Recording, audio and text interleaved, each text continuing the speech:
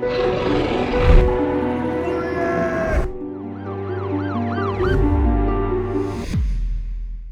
following are two frightening ghost stories from England.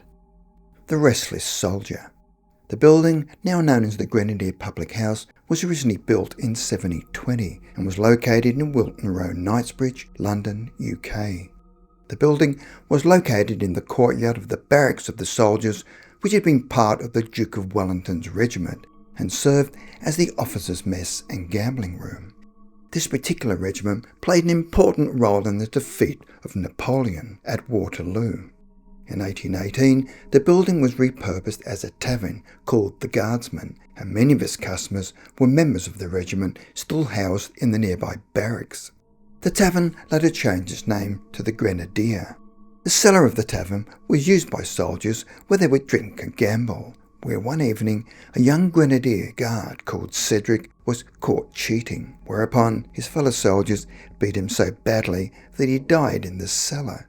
From there on, his presence continued to be felt every September, which is the anniversary of when he was murdered. Customers said they would feel an indefinable but definite atmosphere which affected both people and animals, and there had also been sightings where his ghostly spectre could be seen moving across the room. Objects disappeared or moved during the night, and tables and chairs could be heard rattling. Footsteps were heard in empty rooms, along with groaning in the cellar where there was no one present. Rooms in the pub became icy cold and would remain that way for hours, days, or up to a month. In one strange case, a chief superintendent from New Scotland Yard was having a drink by himself one evening and noticed puffs of smoke swirling around him. As he looked around to find where the smoke was coming from, he then put his hand out and quickly pulled it back and found he'd been burnt. It felt like he'd been burnt by a cigarette, yet there was no one else in the room. On another occasion, around the month of September, the landlord's son saw a black shape outside his bedroom door, and his mother saw a figure climbing the stairs but then abruptly vanished. A customer who was staying the night saw a ghostly figure appear by the side of their bed, but that too suddenly vanished in front of their eyes. A landlord by the name of Geoffrey Bernard also verified that the month of September was when poltergeist activity was the most active, and he would regularly see shadows. John Spencer was a paranormal investigator and was visiting the public house in January 1991 and was interviewing a man called Peter Martin, who was the manager at the time. Peter Martin said that one evening around midnight, he and a friend called Edward Webber were at the bar, and both of them saw a bottle lift about 1 foot off the floor to a shelf where other bottles were standing in the middle of the bar and suddenly exploded in midair. Martin said that he always kept the keys in a special place under his mattress, but one day they went missing. Martin said that back in 1989, some electricians were carrying out electrical work in the cellar and found his keys in an odd place, and he was certain he had not placed them there. Apparently, disappearing keys was typical of poltergeist activity. On another occasion, he went down into the cellar to get some cigars for the bar and stopped there to smoke a cigarette and saw a crystal ashtray fly across the room and hit the wall. It appears that the restless spirit was either trying to send a message or was simply bored and mischievous. The Man in the Hat. In 1950, when Judy Thornton was a child, her father died, so she and her mother moved in with her grandparents in Southsea, Portsmouth in Hampshire, UK. Judy described the house as an ordinary turn-of-the-century Edwardian in a residential suburb of Southsea. Her grandparents had lived in the house for many years, and when Judy first moved in, she felt there was something strange about the house, and her mother also felt uneasy, but not as strong as what Judy was feeling. Judy and her mother had not actually seen anything untoward, but certainly felt a strong presence. However, there was a sighting, but not by Judy or her mother. One afternoon, her grandmother and her great-aunt were alone in the house, and one of them needed to go to the toilet. Whilst in the toilet, she happened to glance up and saw a man looking over the top of the stairwell, 2 flights up. She had obviously not closed the door to the bathroom. Realising the house should have been empty, she quickly notified her sister. They each picked up a poker and went in search of the intruder.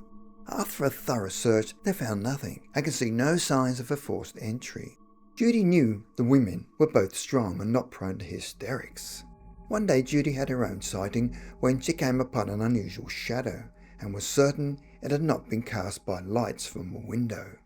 As she studied the shadow, she could just make out a man wearing a Homburg hat and was standing outside her grandmother's bedroom.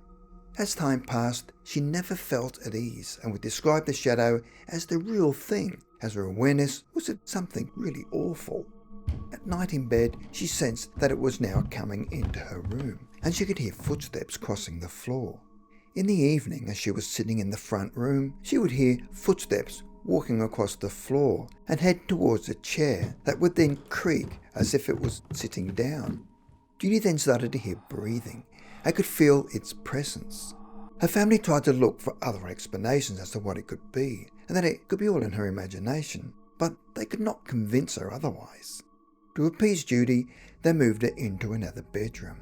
Unfortunately, Judy felt that the room she had been moved into was possibly the hub of whatever was going on in the house. One night Judy was suddenly awoken and was certain that something terrible was in the corner of the room. Although there was absolutely nothing to see, she could sense it pulsating. Judy was not alone in this fear because it was not uncommon for people to feel certainty for no reason. Judy was now sensing that with each pulse the thing was getting bigger and more powerful and seemed to be focusing solely on her, which absolutely terrified her. She attempted to put the light on to ease her fears, but found she could not move, and remained rigid and was now perspiring heavily. Time passed very slowly until she was able to overcome her terror and turn the light on, but it made no difference, and was still convinced that whatever was in the corner was not only still there, but the unseen entity had grown in strength. With a final act of courage, Judy was able to flee the room and sought refuge in her mother's bed. She was shaking so much that her mother's bed started rattling. Her mother tried to convince her that she'd had a terrible nightmare, but Judy was certain it was not the case. Judy and her mother eventually left the house, and as the years passed, her grandparents passed away, and the house was to be sold. Her mother then returned to the house to clear out their belongings. Although it was in the middle of summer and the house had only been empty for a couple of weeks, as her mother entered the premises, she said that she had never felt so cold in her life.